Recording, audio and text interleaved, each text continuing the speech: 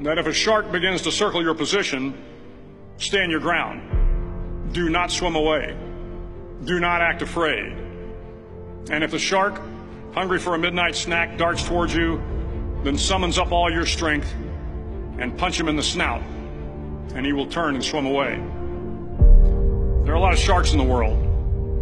If you hope to complete the swim, you will have to deal with them. So if you want to change the world, don't back down from the sharks. Over a few weeks of difficult training, my SEAL class, which started with 150 men, was down to just 42. There were now 6 boat crews of 7 men each.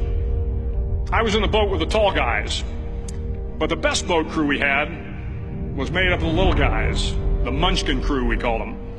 No one was over 5'5".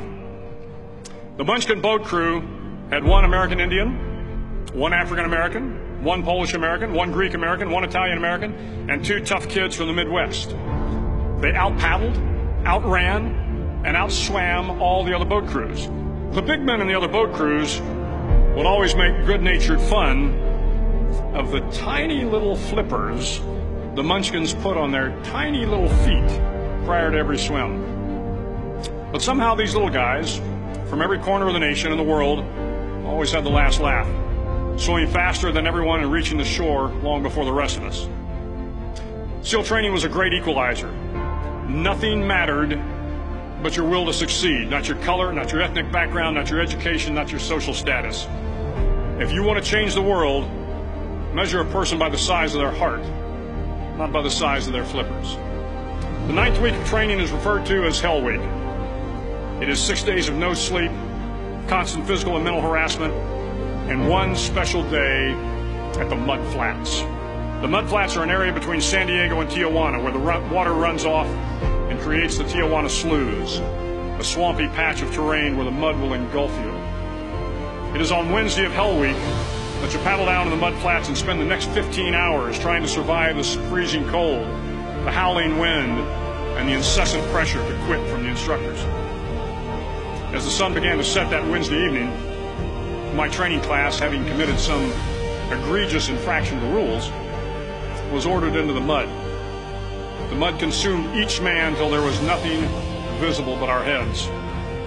The instructors told us we could leave the mud if only 5 men would quit.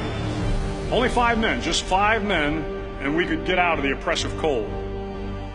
Looking around the mud flat, it was apparent that some students were about to give up. It was still over 8 hours till the sun came up. 8 more hours of bone-chilling cold. The chattering teeth and the shivering moans of the trainees were so loud, it was hard to hear anything. And then one voice began to echo through the night. One voice raised in song. The song was terribly out of tune, but sung with great enthusiasm. One voice became 2, and 2 became 3, and before long, everyone in the class was singing. The instructors threatened us with more time in the mud if we kept up the singing, but the singing persisted, and somehow the mud seemed a little warmer, and the wind a little tamer, and the dawn not so far away. If I have learned anything in my time traveling the world, it is the power of hope. The power of one person, a Washington, a Lincoln, King, Mandela, and even a young girl from Pakistan, Malala.